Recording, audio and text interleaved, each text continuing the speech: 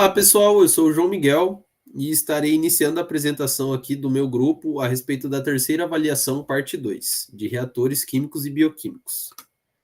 Nosso grupo é formado por mim, pelo Fabrício, pelo Matheus, pelo Vinícius e pela Yasmin. Esse é o sumário do nosso trabalho. E agora, iniciando aqui pela introdução, inicialmente comentamos sobre o processo de fabricação do iogurte. No caso, o iogurte, o que é ele? Ele é um produto lácteo obtido por fermentação do leite por duas bactérias específicas, o Lactobacillus bulgaricus e o Streptococcus thermophilus. Durante o processo, esses micro-organismos consomem a lactose presente no leite e produzem ácido lático, o que reduz o pH e provoca a coagulação das proteínas. Isso resulta na textura e sabor característicos do iogurte.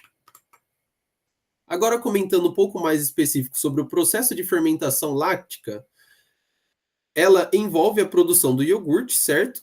E é um processo bioquímico homolático, onde a lactose é convertida principalmente em ácido lático pelas bactérias. Essa conversão segue uma cinética de primeira ordem em relação à lactose e é altamente dependente à temperatura, o que afeta diretamente a taxa de produção de ácido lático e, portanto, a qualidade e vida útil do iogurte. É importante ressaltar que essa primeira ordem foi definida no enunciado que nós traremos a seguir. No caso, o enunciado é: o iogurte é produzido pela adição de duas cepas bactérias, Lactobacillus bulgaricus e Streptococcus thermophilus, ao leite pasteurizado. Na temperatura de 110 graus Fahrenheit, as bactérias crescem e produzem ácido lático.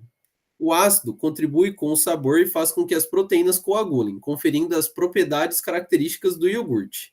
Quando o ácido suficiente é produzido, cerca de 0,90%, o iogurte é resfriado e é armazenado até ser consumido. Um nível de ácido lático de 1,10% é o limite de aceitabilidade. O limite para a vida útil do iogurte é a pós-acidificação, ou produção contínua de ácido pelas culturas de iogurte durante o armazenamento. A tabela que mostrarei a seguir mostra a produção de ácido, porcentagem de ácido lático, no iogurte em função do tempo, em 4 temperaturas diferentes. Temos aqui a tabela mostrando os tempos em dias e diferentes temperaturas e, no caso, a porcentagem do ácido lático presente. A produção de ácido por culturas de iogurte é um processo bioquímico complexo para o propósito desse problema. Suponha que a produção de ácido siga a cinética de primeira ordem em relação ao consumo de lactose no iogurte para produzir ácido lático. No início da produção de ácido lático, a concentração de lactose é de cerca de 1,5%. A concentração bacteriana é de 10 elevado a 11 células por decímetro cúbico e a concentração de ácido na qual toda a atividade metabólica cessa é de 1,4% de ácido lático. Letra A. Determine a energia de ativação da reação. Letra B. Quanto tempo levaria para atingir 1,10% de ácido a 2 graus Celsius? Letra C. Se você deixasse o iogurte em temperatura ambiente, 77 Fahrenheit, quanto tempo levaria para atingir 1,10% de ácido lático? E agora, os demais membros do grupo desenvolverão os exercícios. Para prosseguir, então, para a resolução do problema, será necessário um desenvolvimento do método, onde que, então, vai ser iniciado por um balanço molar para um reator batelado, onde que no mesmo será desconsiderado tanto entrada quanto saída, por ser um reator batelada, e o tanque vai ser bem misturado, resultando, então, nessa expressão, onde que a lei de velocidade multiplicada pelo volume vai ser igual à derivada do número de mols em relação ao tempo. Porém, sabendo que o número de mols é a concentração vezes o volume, porém o volume ele é constante, logo ele vai sair da derivada resultando apenas do volume vezes a variação de concentração, obtendo então essa expressão, onde que tanto o lado esquerdo quanto o direito está sendo multiplicado por volume, então dividindo os dois lados por volumes, obteremos a lei de velocidade, na qual vai ser a variação de concentração em relação à variação de tempo. Reescrevendo então essa lei em relação ao substrato, obteremos que ela agora vai ser a derivada da concentração do substrato em relação ao tempo. E sabendo que é uma reação de primeira ordem, também temos o equacionamento número 1. A concentração de produto aumenta conforme o consumo de substrato. Logo, a gente vai ter a expressão mostrada aqui na questão de relação da concentração inicial do substrato menos a concentração do produto. E conforme anunciado, quando a concentração do ácido for igual a 1,4%, vai ter uma inibição de bactérias, resultando então na expressão de 1 menos concentração do produto sobre 1,4. Logo, a nossa concentração vai ser o produto, então, dessas duas informações. E substituindo a concentração do equacionamento número 1, teremos então que a derivada da concentração do substrato em relação ao tempo vai ser igual à constante de velocidade vezes a concentração inicial de substrato menos a concentração de produto, vezes 1 menos a concentração de produto sobre 1,4, que será a nossa equação número 2. E manipulando L e separando as variáveis, teremos essa seguinte expressão. E multiplicando o numerador e o denominador do lado direito por 1,4, obteremos essa expressão. E sabendo que a concentração de substrato inicial é 1,5 e dividindo então a equação por 1,4, obteremos ali o equacionamento número 3, onde que agora ela vai ser integrada. O lado esquerdo, tanto o direito, será utilizado a integral indefinida, porém, no lado esquerdo foi usado o método simples, onde obtivemos a constante de velocidade vezes o tempo sobre 1,4 mais uma constante. E o lado direito agora foi usado, então, o método de frações parciais, onde que pelo método de frações parciais acabou surgindo ali duas incógnitas sendo A e B, que está representando nosso equacionamento número 4. Para poder achar, então, o valor dessas duas incógnitas, foi montado um sistema e resolvido por solução linear, onde o A vai valer menos 10 e o B vai valer 10. E substituindo, então, esses valores no equacionamento número 4 e integrando, a gente vai ter, então, essa expressão aqui em base de Ln mais uma constante número 2, onde que manipulando ela usando as propriedades de Ln, obtivemos essa expressão. Substituindo, então, os resultados das integrações na equação número 3, foi obtida a seguinte expressão.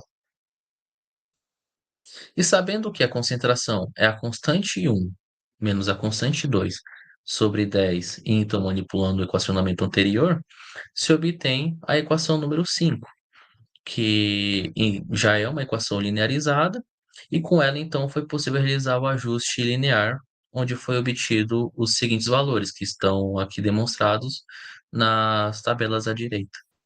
Bom, dando continuidade aqui na resolução do exercício, partindo da equação 5, onde foi feito o Ln para cada temperatura, e plotando os gráficos no Ln no eixo Y e o tempo no eixo X, para 35 graus Fahrenheit, nós temos aqui o gráfico representado visualmente, com aqui o seu R quadrado de 0,8469, o seu K na unidade de elevado a menos 1 de 0,0124.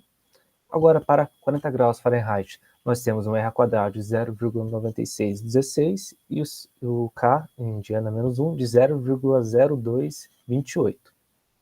Para 45 graus Fahrenheit, nós obtivemos um R quadrado de 0,9474 e um K em Diana menos 1 de 0,0595. Finalizando agora, para 50 graus Fahrenheit, nós temos R quadrado de 0,9537 e um K em Diana menos 1 de 0,1468.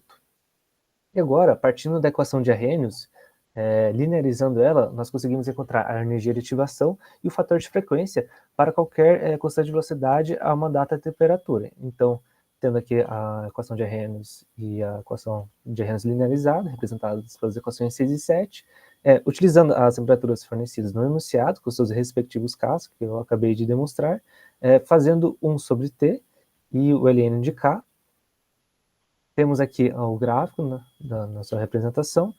Obtivemos um R ao quadrado de 0,9901, um fator de 1,2154 vezes 10 a 35 e uma energia de ativação de 194,84 kJ por mol. Dando continuidade, agora falando do item B, a gente pode assumir, então, uma condição inicial e aplicar ela na equação 5. Isolando o tempo, a gente resulta na equação 8. Então, a partir dos valores obtidos no item A para energia de ativação e fator pré-exponencial, a gente consegue substituir na equação 8 e determinar o tempo necessário para que a concentração de ácido atinja 1,10% em uma temperatura de 2 graus Celsius. Então, é necessário calcular a velocidade específica para a temperatura de 2 graus Celsius através da equação 6, que é a equação de Arrhenius. Considerando, então, que a condição inicial é quando T0 igual a 1 dia e CP0 igual a 1,02%, a gente consegue aplicar na equação 8 e a gente tem que o tempo necessário, então, é aproximadamente de 62 dias. Aplicando a mesma metodologia do item B para o item C, a gente tem que, então, para a temperatura de 77 graus Fahrenheit, a velocidade específica é aproximadamente 8,9 dia menos 1.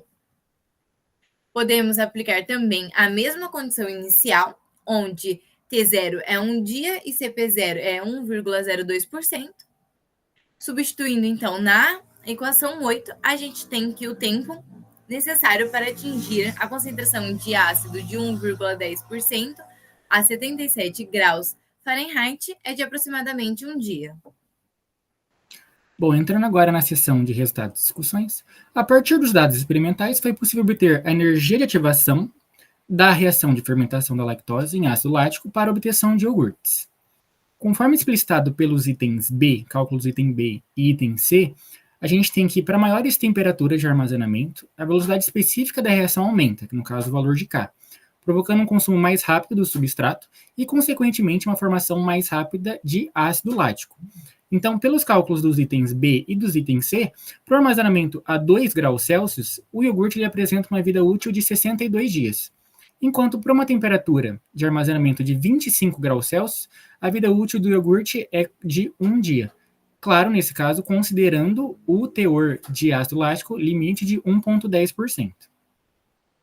Aqui nesse gráfico a gente plotou qual que é a vida útil do iogurte em função da sua temperatura de armazenamento.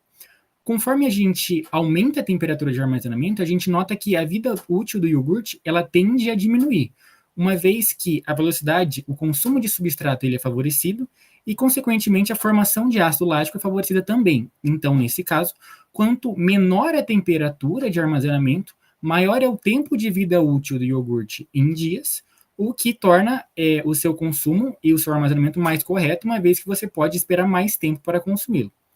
Entretanto, vale ressaltar que essa vida útil, ela não se refere apenas à vida útil ou à validade do iogurte, ela não é limitada apenas pela produção de ácido lático. Tem alguns outros critérios que devem ser considerados. Em uma das literaturas que a gente encontrou, para temperaturas de armazenamento abaixo de 4 graus Celsius, que é a faixa ideal para o iogurte, a validade do iogurte ela varia entre 7 a 14 dias. Entretanto, tem outros critérios, como eu comentei agora anteriormente, que devem ser considerados. No caso, como definição, o iogurte ele tem que ter em sua composição bactérias benéficas, no caso as ácido-láticas, no mínimo numa quantidade de 10 a 7 unidades formadoras de colônia por grama. Então, o iogurte que está fora dessa especificação, que tem uma quantidade menor de bactérias benéficas, não se considera como iogurte, ele pode ser considerado como fora de sua vida útil. Além disso, em relação a bactérias e contaminantes maléficos do iogurte, para bolores ou leveduras, o máximo de concentração que é aceitável no alimento é em torno de 200 unidades formadoras de colônia por grama. Então, nesse exercício, a gente foi capaz de prever qual que é a vida útil do alimento, considerando um teor de ácido lático limite, e tudo isso a partir de dados cinéticos e a partir da manipulação de equações. Por fim, aqui a gente tem as nossas referências que nós utilizamos tanto para montar essa apresentação, quanto também para estar resolvendo o exercício no caso. A gente agradece muito pela atenção. Qualquer dúvida pode entrar em contato com a gente. E é isso. Até a próxima.